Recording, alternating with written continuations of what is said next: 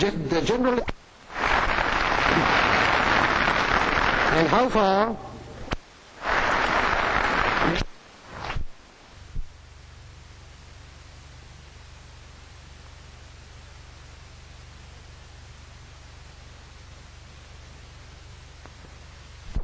and to endeavor to achieve.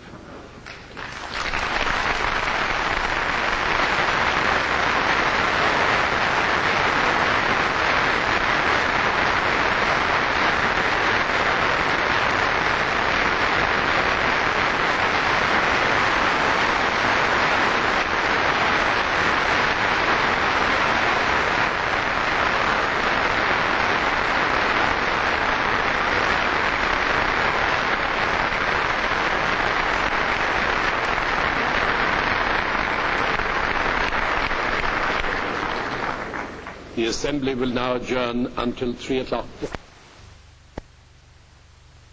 In exercise the right of reply. Mr. President, the head of the Soviet delegation to the General in exercising his right of reply said, among many other things, that the present Secretary General has always been biased against the socialist countries, that he has used the United Nations in support of the colonial powers fighting the Congolese government and parliament in order to impose, and I quote, a new yoke on the Congo.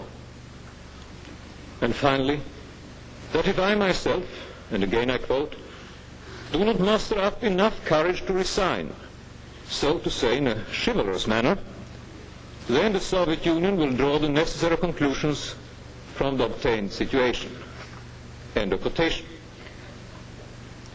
In support of this challenge, the representative of the Soviet Union said that it is not proper for a man who has, I quote, flouted elementary justice to hold such an important post as that of the Secretary General.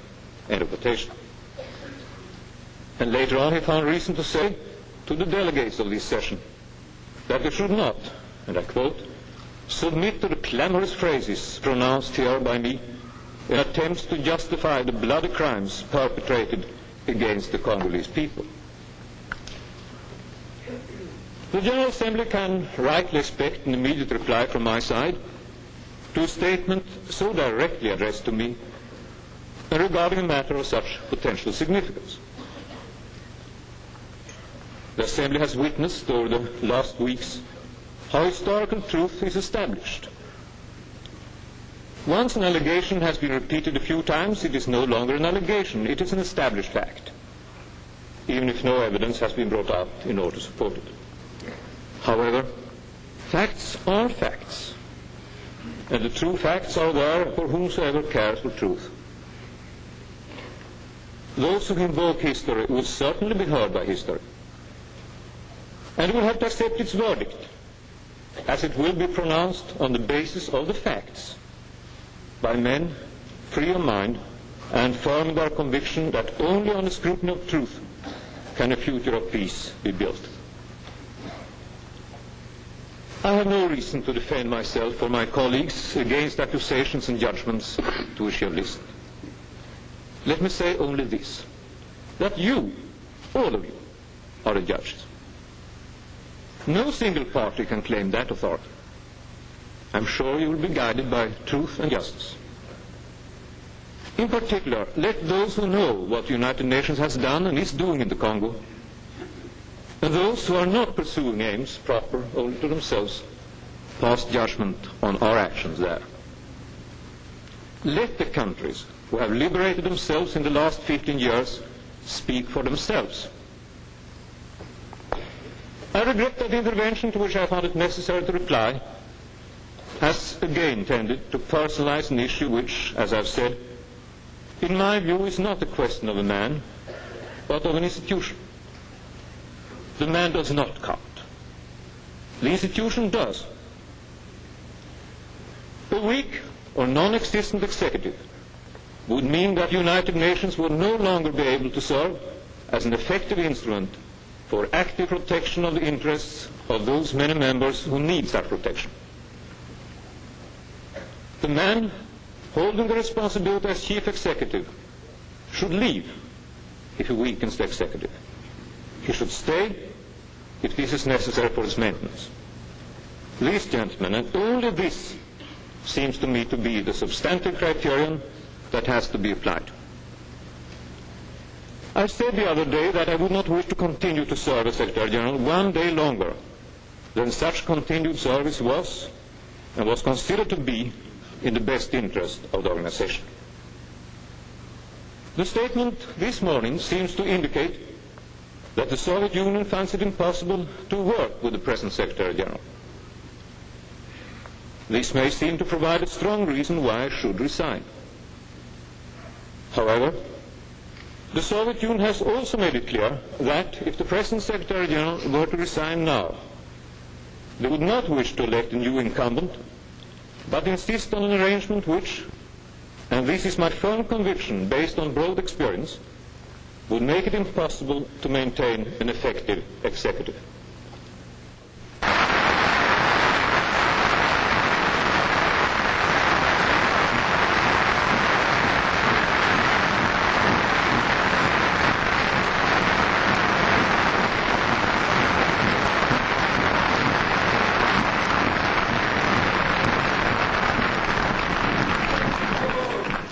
I shall remain in my post during the term of my office as a servant of the organization in the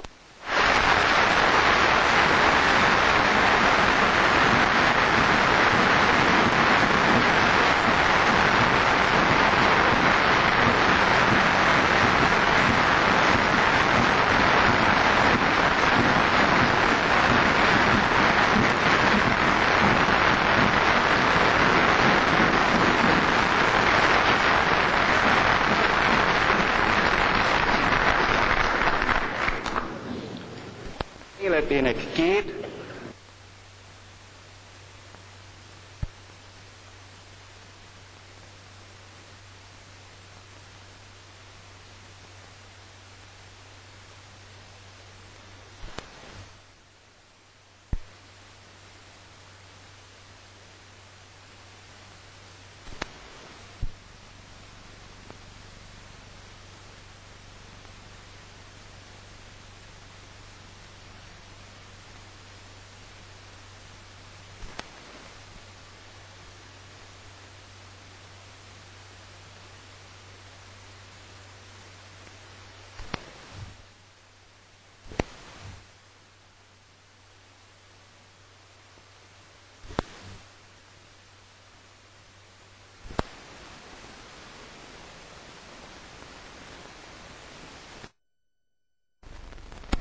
However, the Soviet Union has also made it clear that if the present Secretary General were to resign now, they would not wish to elect a new incumbent, but insist on an arrangement which, and this is my firm conviction based on broad experience, would make it impossible to maintain an effective executive. By resigning, I would therefore, at the present difficult and dangerous juncture, throw the organization to the winds. I have no right to do so, because I have a responsibility to all those states members for which the organization is of decisive importance, a responsibility which overrides all other considerations.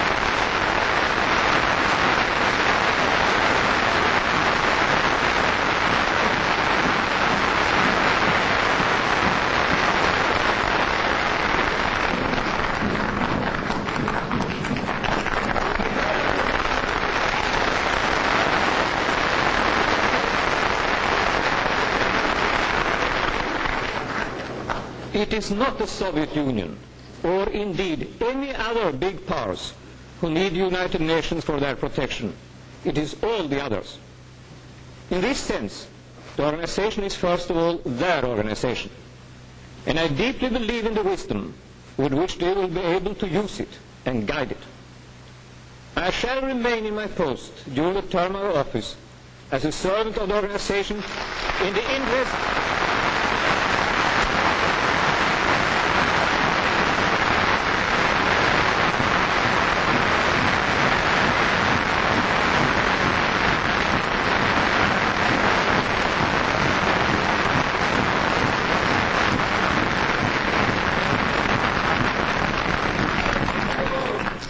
I shall remain in my post during the term of my office as a servant of the organization in the interest of all those other nations as long as they wish me to do so. In this context, the representative of the Soviet Union spoke of courage. It is very easy to resign. It is not so easy to stay on. It is very easy to bow to the wish of a big power. It is another matter to resist. As is well known to all members of this assembly, I have done so before on many occasions and in many directions.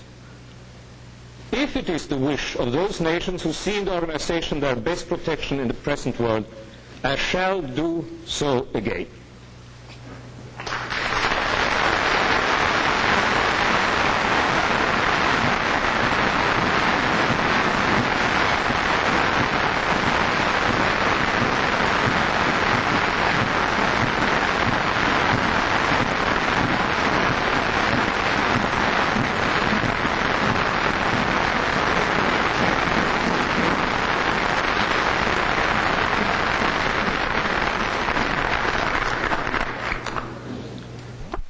Küldött urak! Nem kétséges, hogy az Egyesült Nemzetek Szervezete közgyűlésének mostani 15. ülésszaka valóban a legnagyobb jelentőségű a szervezet fennállása óta, és így történelmi fontosságú lehet. Ez következik magából a nemzetközi helyzetből, és abból, hogy napirenden van az emberiség életének két, ma kiemelkedően legnagyobb fontosságú kérdése, az általános és teljes leszerelés, valamint a gyarmati rendszer teljes felszámolása. A közgyűlés mostani munkájában a Szovjetunió miniszterelnökének, a béke fáradhatatlan védelmezőinek kezdeményezésére nagy számban vesznek részt államfők, kormányelnökök és más jelentős befolyással rendelkező államférfiak. Az emberek az egész világon azt várják tőlük. Mondják meg nyíltan, a leszerelés mellett vannak-e? Megismétlem, arra a kérdésre, és nem másra kell válaszolniuk, akarják-e a leszerelést vagy nem. S ha igen mondanak, akkor azt várják az emberek, hogy a vezetők ennek szellemében cselekedjenek. Néha ugyan békéjét fenyegető egyik legnagyobb veszély a NATO hatalmak pénzén, fegyvereivel, politikai és adminisztratív támogatásával ismét talpra állított és nagyra növelt agresszív német militarizmus. Nyugat-Németországban naponta hangzanak el revansista kijelentések. Még a nyugati közvéleményt is felkavarta a nyugat-német tábornokok atomfegyvert követelő memoranduma. Miképpen lehetséges, hogy országok vezetői oly hamar el tudták felejteni az áldozatokat, a történelmi tapasztalatokat, a német imperializmus megsemmisítéséről tett ünnepélyes nyilatkozatokat, az e célból kötött nemzetközi szerződéseket. Más népek még